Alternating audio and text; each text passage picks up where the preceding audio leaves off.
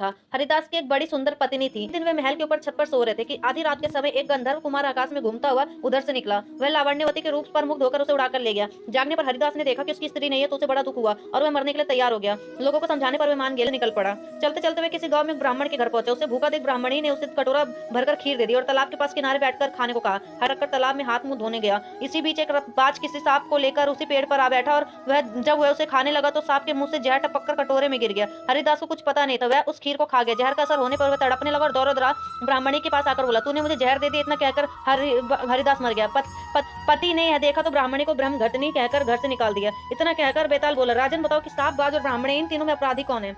राजा ने कहा, कोई नहीं। सांप तो इसलिए नहीं क्योंकि वह शत्रु के वश में था। बाज इसलिए नहीं कि वह भूखा था, जो उसे मिल गया उसी को वह खाने लगा। ब्राह्मण इसलिए नहीं कि उसने अपना धर्म समझकर उसे खीर दे दी थी और अच्छी दी थी। जो इन तीनों में से किसी को दोषी कहेगा वह स्वयं दोषी होगा। इसलिए अपराधी ब्राह्मणी का पति था। ब्राह्मण को घर से निकाल दिया। सब्सक्राइब, लाइक कर देना, शेयर कर देना।